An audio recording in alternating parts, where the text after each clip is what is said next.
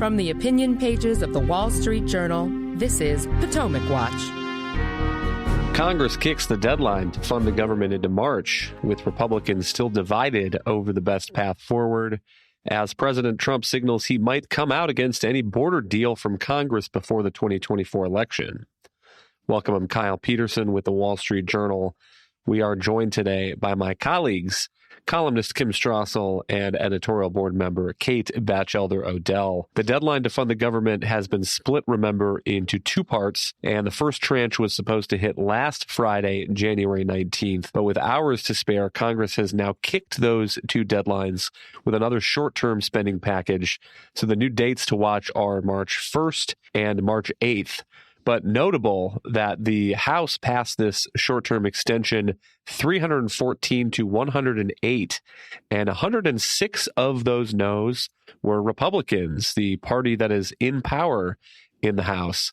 Let's listen to a clip of Speaker Mike Johnson speaking a couple weeks ago on Fox News about these budget and spending negotiations. We negotiated a cut from some of the side deals that were previously determined. So we're adding another $16 billion in cuts. We're taking $10 billion out of the IRS slush fund, another $6.1 out of the COVID slush funds. These are big priorities for the Democrats. We've added that in, so we've improved it. And what we're doing now, Martha, is putting ourselves in a position to go argue for our priorities, our riders on the spending bills. That's an important thing. You know, Chips and Ralph and others are frustrated it doesn't go far enough. I'm frustrated too.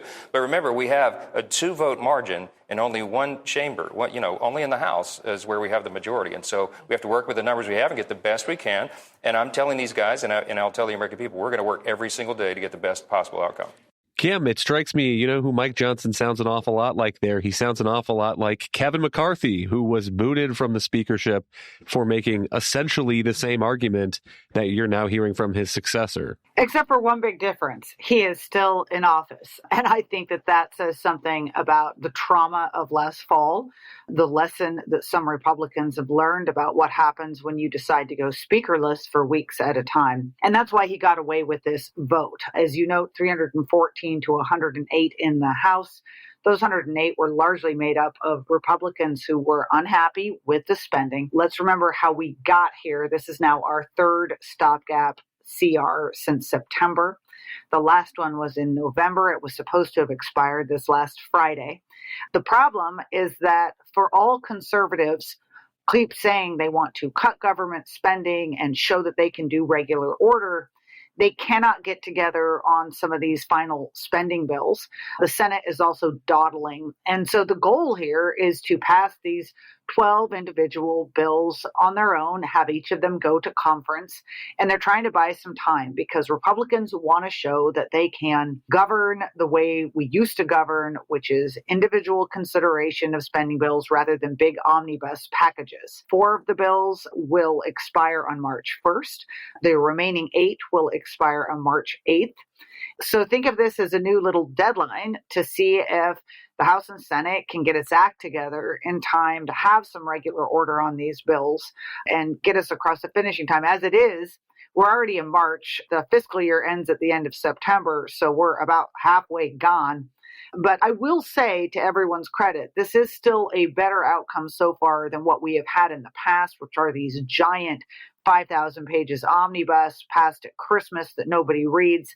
We're at least still attempting to exert some rigorousness and discipline and oversight of these spending bills in the process. One of the arguments you're now hearing, though, from the conservative side of the aisle is, as Kim explains, we're about halfway through this fiscal year. Why not just do a continuing resolution through September that has the advantage in their minds of just keeping those spending levels from last year intact?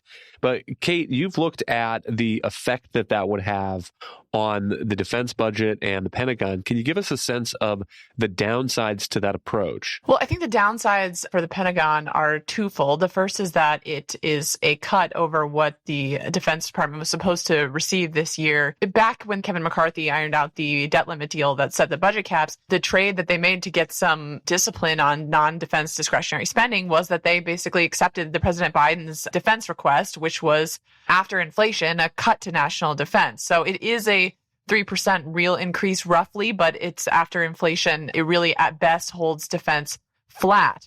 So that is what the starting point was, which is that Congress was not going to meaningfully increase defense spending, even though we have 2 regional wars. So that was not a great place to start with from the beginning. And then what you have when you go to a full year continuing resolution is you don't even get that increase. You'd be at minimum to about $26 billion below that at $860 for defense. And you lock in last year's levels. But really is the problem is that you lock in last year's spending priorities and you keep the Pentagon from getting started on new projects and from doing some of the things that have been getting a lot of attention lately. Let me give you one quick concrete example.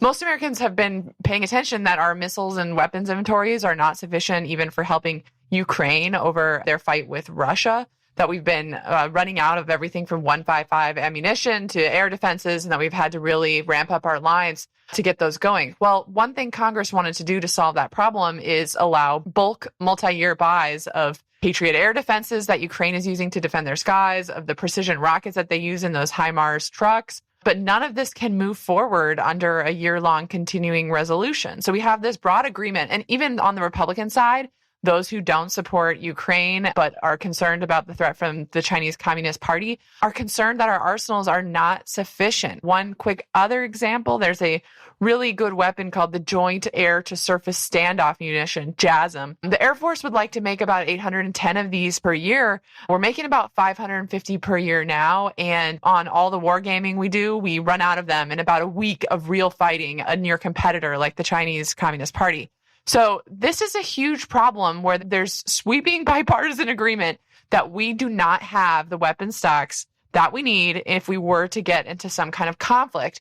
But if we have a year-long continuing resolution, that problem will go another 12 months without having really any serious solution to it. So I think that one microcosm captures, I think, the broader mistake of a full year continuing resolution. Kim, the other piece of this debate, my understanding is that a continuing resolution is a missed opportunity and that it would not allow the Republicans who are in control of the House to add these kinds of policy riders that they are able to do when they do regular appropriations bills through the regular budget process. What's your sense of how these arguments are playing out? I mean, it's not as if this is news to anybody who is on the other side of that debate arguing for a continuing resolution. Where do you think the balance of power in the Republican caucus lies at the moment? Well, this is a really huge issue because if you stop to think about it, we are still operating under all the policies that were attached to Nancy Pelosi's last funding priority. So before Republicans even took control again after the 2022 elections.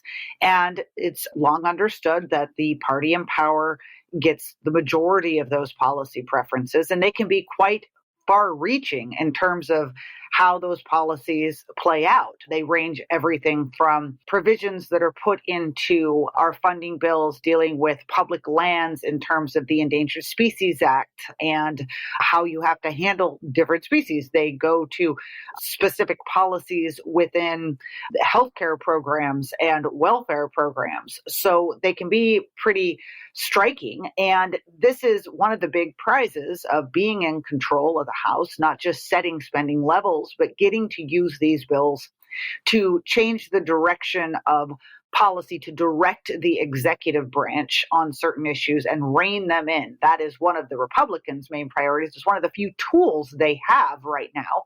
Unable to get legislation through Senate on a standalone basis, they can at least attempt to put some guardrails around Biden administration behavior with these policy changes. I think one problem we're dealing with again, and it's a mirror of what you have been seeing in the spending fight, is just as there's a certain number of conservatives that want spending cuts to go even deeper and seem willing to throw over all the progress that's been made on spending reform unless they get the entirety of what they want. You're seeing similar fights roil these individual bill battles in that you've got certain contingents that are demanding, for instance, very aggressive abortion language, very aggressive border policy language, very aggressive that even some in their own caucus are uncomfortable with. And that at this moment is as big an issue with Republicans getting some of these final bills done as it is the spending portion of it, because when you're down to a very narrow majority, you have to have everybody on board. And some of these policy preferences that are being inserted in the House bills are testing the limits of Republican unity.